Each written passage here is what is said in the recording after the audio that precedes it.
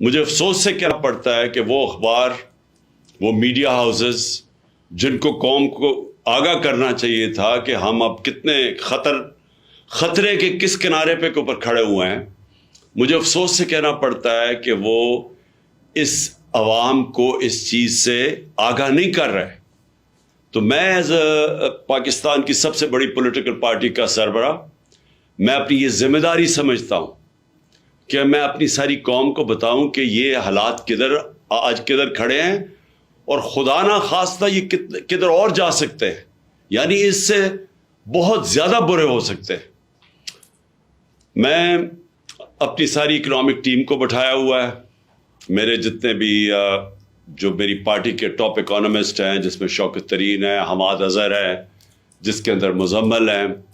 جس کے اندر ہمایوں اختر ہیں، میں نے ان ساروں کو آج دعوت دی ہوئی ہے کہ آج سارے یہ بھی اس چیز کے اوپر ڈسکس ہے۔ عمر ایوب ہے، اس کے علاوہ میں نے اور بھی آؤٹ سائڈ ایکسپرٹس کو بلایا ہوا ہے، اور میری کوشش یہ ہے کہ وہ ہم آج مزید اس چیز کے اوپر ڈسکشن کریں۔ ہمارے سلمان ہیں، ہماری کوشش یہ ہے کہ ہم ساروں کو آپ کو آگاہ کریں کہ اپنی ڈسکشن کے بعد ہم اس کے بعد بتائیں بھی کہ ہم یہاں پہنچے کیسے اور اس سے نکلنے کا حل کیا ہے، اور کیا کرنا پڑے گا آگے پاکستان کو۔ اگر ہم نے اپنے ملک کو سنبھالنا ہے ادھر سے تو ہمیں وہ کیا سٹیپس لینے پڑیں گے۔ تو میں آج صرف اپنی قوم سے مخاطب نہیں، میں اپنے اداروں سے مخاطب ہوں، کیونکہ اگر یہ ملک خدا نہ خواستہ جس ٹریجیکٹری پہ، جس تیزی سے نیچے جا رہا ہے، اس کے سارے قوم کے اوپر، سارے اداروں پہ اثرات ہوں گے۔ ہمارے جتنے بھی جو نیشنل سیکیورٹی کے ادارے ہیں، نیشنل سیکیورٹی کو تو اب ہم نے پالیسی بنائی تھی کہ نیشنل سیکیورٹی کی پالیسی کا ایک پہلو تو پاکستان کی ملٹری ہے، لیکن اس کا دوسرا پہلو پاکستان کی اکانومی ہے۔ تو یہ ہم نے جب پالیسی بنائی تھی، ہم نے مثال دی تھی کہ سوویت یونین، اس کی فوج تو بہت دنیا کی سب سے طاقتور فوج تھی، لیکن جب وہ معاشی طور پہ جب وہ نیچے گیا تو آخر میں فوج نہ بچا سکی اس سوویت یونین کو ٹوٹنے سے۔ تو ہم سب کو یہ خطرہ ہے، اور ہمارے نیشنل سیکیورٹی کے ادارے جس میں فوج بہت بڑا اس کا ایک کمپوننٹ ہے،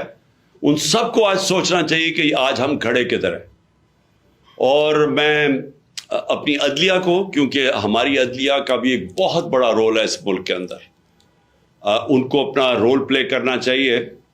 کیونکہ اگر وہ بھی، ان کو بھی ان کی جو اللہ نے ان کو جس مقام پہ ہمارے ججز کو بٹھایا ہوا ہے، تو وہ جواب دے تو وہ بھی ہوں گے کہ خدا نہ خواستہ اگر یہ ملک اور اسی تیزی سے نیچے چلا گیا۔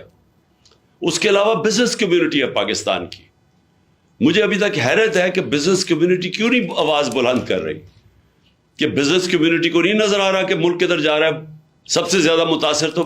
پاکستان کا انڈسٹریلسٹ ہے، پاکستان کا اسمال اور میڈیم انڈسٹری ہے جو بالکل ہی کرش ہوتی جا رہی ہے۔ آج پاکستان کا ایکسپورٹر ہے، ہماری ایکسپورٹس گر رہی ہیں۔ وہ بھی پوچھیں کہ پاکستان سے جو باہر پاکستانی بیٹھا ہے وہ کیوں نہیں ریمیٹنسز بھیج رہا۔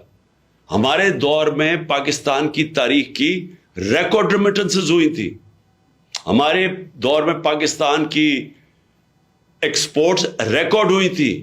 ٹیکسٹائل ایکسپورٹس ریکارڈ ہوئی تھی، ہمارا جو ٹیکس کلیکشن تھا وہ ریکارڈ تھا، اور یہ سارا پاکستان کی اکنامک سروے کے اندر یہ سب چیزیں لکھی ہوئی ہیں۔ ہمارا کسان سب سے زیادہ خوشحال تھا، ہمارے 2 سال 4 میجر فصلوں کے اندر بمپر کراپس تھی۔ سالوں کے بعد کتنا پیسہ کسانوں کے ہاتھ میں آیا تھا وہ ریفلیکٹ کرتا ہے، جتنے موٹر سائیکل خریدے گئے، جتنی گاڑیاں، جتنے ٹریکٹر خریدے گئے، تو وہ یہ جو ریکارڈ پہ پہنچے اس لیے کہ کسان کے ہاتھ میں پیسہ آیا تھا، فصلیں ہماری اوپر تھی۔ تو سارے کسانوں کو بھی میں آج ان سے بھی بات کر رہا ہوں، آپ کو بھی اپنی آواز بلند کرنی ہے۔ آپ پھر سے ہمارا انڈسٹریلسٹ لارج سکیل مینوفیکچرنگ جو پاکستان کی تھی وہ کتنے سالوں کے بعد اس کی 10.7% اس کی گروتھ ریٹ ہوئی تھی. ہمارے آخری مہینے میں 27% انڈسٹریل گروتھ ہوئی تھی جو آج 0 پہ آ گئی ہے.